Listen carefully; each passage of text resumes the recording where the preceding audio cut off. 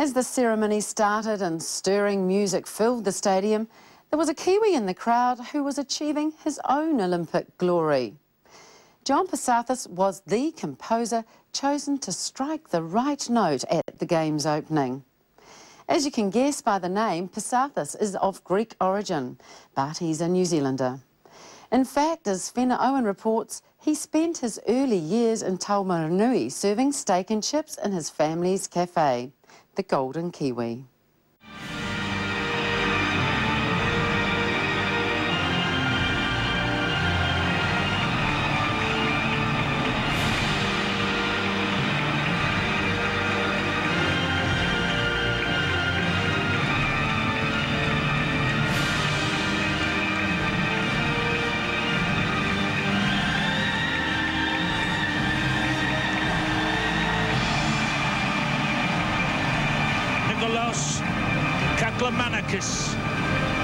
With the Olympic flame.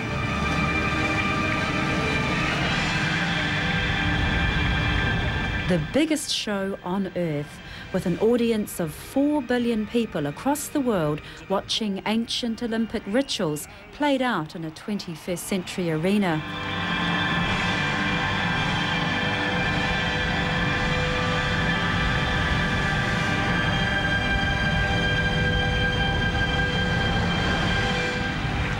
And to ignite that Olympic spirit, a grand soundtrack written and arranged in a basement studio in suburban Wellington.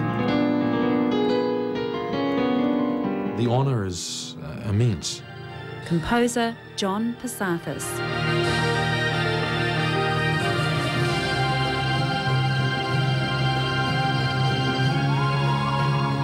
I felt intensely proud that I was able to contribute, because my view of it is it's a profound event that the Olympics have come back to Greece.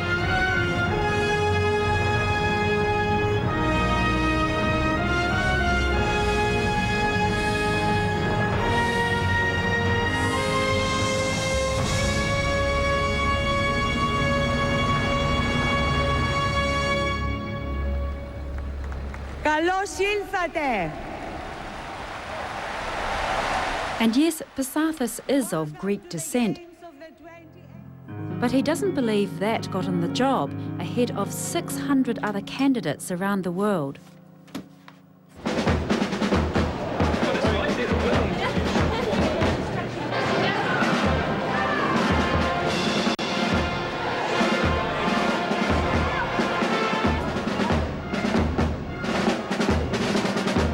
Passathis says it was this music,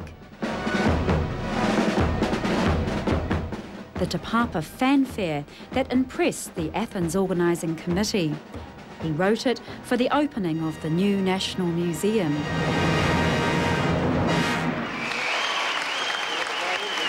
Initially, because of the Te Papa fanfare, they thought, well, we'll get him to write all the fanfares because he has a flair for that.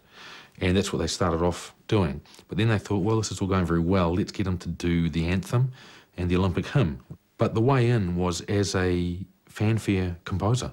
And eventually, they gave me the music for the Olympic flag, the flame, and the fireworks, and some other things as well. Including fireworks music for the grand finale of the closing ceremony.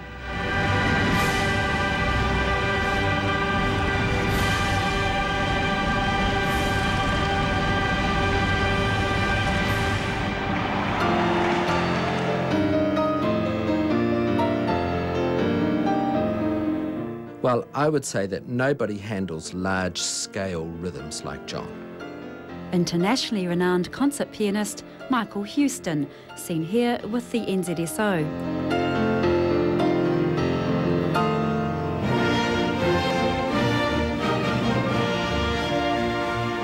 He is able to generate the most fantastic tension, building rhythms, and this is not an easy thing to do.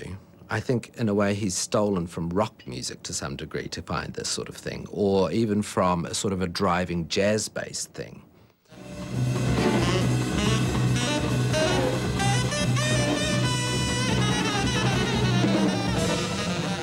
Italy, the year 2000, And international virtuoso Michael Brecker premieres the Passathis Saxophone Concerto in front of 8,000 people.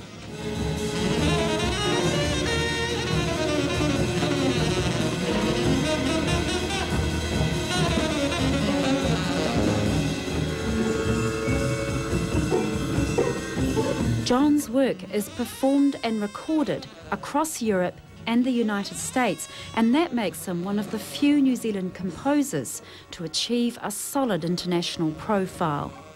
There's a substance in the music which I really enjoy. I mean, I'm not afraid to talk about some of my feelings for Beethoven's music and then talk about those same feelings being able to be perfectly used for John's music as well. Really? I'm not saying John's Beethoven, but I'm just saying there are qualities in there where I feel I go to the same place inside me to dig up whatever I need to play for John's music as I would for some of the Beethoven, especially the extremely rhythmic Beethoven music. We moved here from Taumarunui when I was 8 years old. John's passion for music really began in Napier, where his immigrant family recreated their piece of Greece. This has got a Mediterranean feel about it. That's right. I think that's why my parents came here, actually, is the climate of Napier. They converted this whole deck here so that it had a very Greek look to it.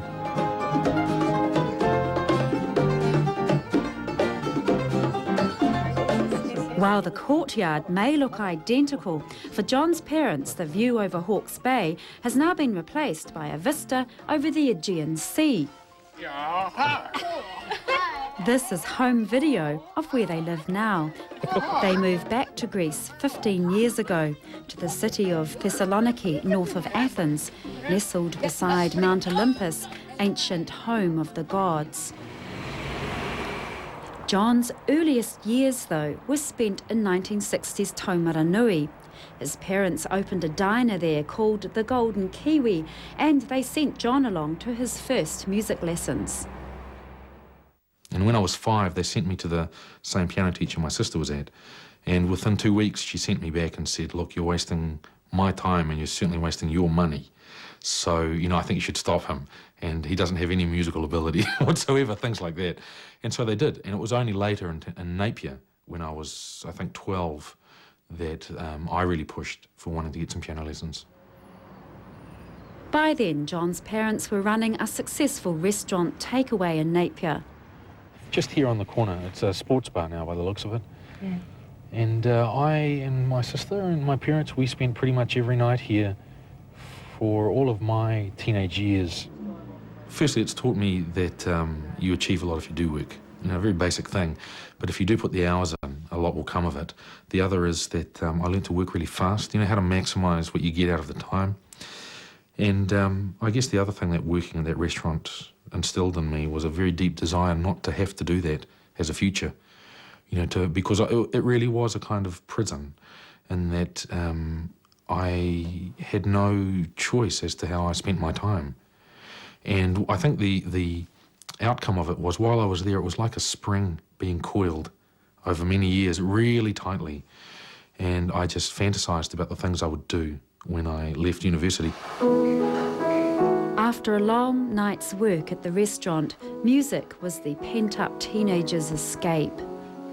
And I had a very small upright piano in my room, and I used to play there really late, like start at 3 in the morning, and my parents would come in at 8:30 to tell me to go to school, and I'd still be playing. Really? All night? Yeah, I couldn't pull myself away from it. It really was an obsession, an addiction, because I was discovering the power of music then. But I did always feel that he was going to go places. John had that drive and that kind of desire. June Clifford from Napier Girls High School remembers teaching music to the young Passathis. Oh, he was delightful. He was exactly probably as he is today. He hasn't changed at all, except that he had this burning ambition to write music, and which he did. He was forever composing.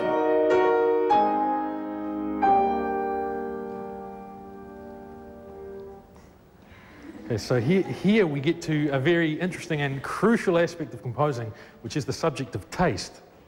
These days, Passathis is back at school as a visiting tutor, taking masterclasses and inspiring a new generation of composers.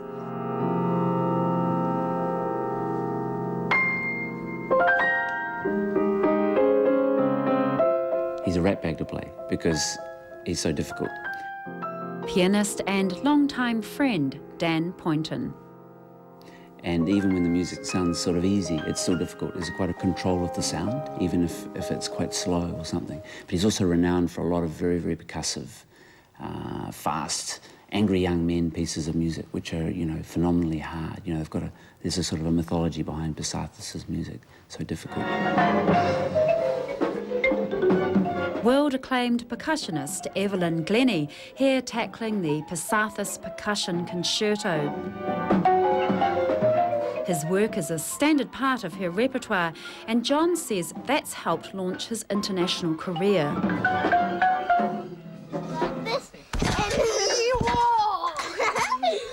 While many of his commissions are in Europe, he has no plans to move his family there.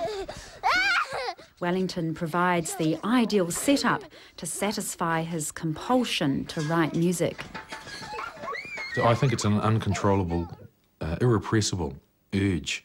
And for instance, I find if I stop composing even now, after a week or two, I'm very hard to live with, really hard to live with, because I start to become really agitated, as if there's something not happening that's supposed to be happening. It's like going off medication, I think. And what's he like when he is composing? Wife Carla. And he turns into a bit of a troll, really, because he doesn't shower, doesn't shave, and yeah, so, and then at the end of it, it's great relief, and it's sort of a veg night in front of the TV with fish and chips and a bottle of wine.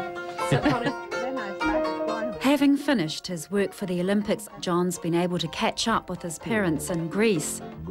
His father, Emmanuel, remembers worrying that music would never earn his son much money. You asked before if what we thought about money. I mean, if he was going to make enough money to have a decent living. And that was my problem, the only thing I had. How much did you get paid for it? Come on. I did it for love. Was it worth your while, though?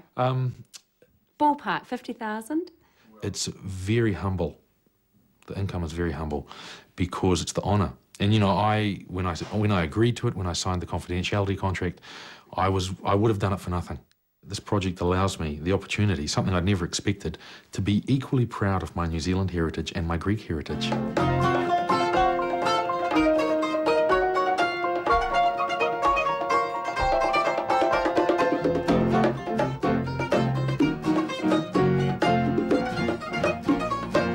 And while John's been finding a little time to relax with friends from Wellington's Greek community, he has a lot of work coming up.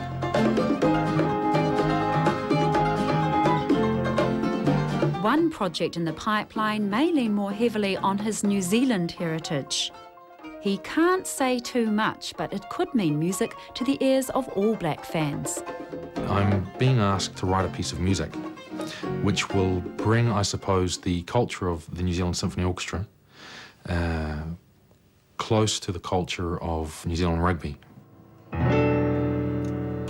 And Passathis has a taste for other musical challenges, a film soundtrack perhaps.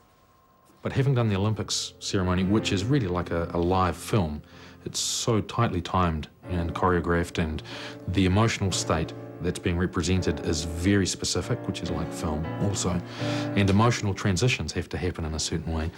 I feel really comfortable with the idea of writing for film. Right now, though, he's thrilled to have been a part of the historic event that is the 2004 Olympic Games in Athens. The opening ceremony has come to an end. Is it the pinnacle of your career, do you think? I'd say it's going to be unequalled in terms of my success as a composer, but it'll be like getting a gold medal.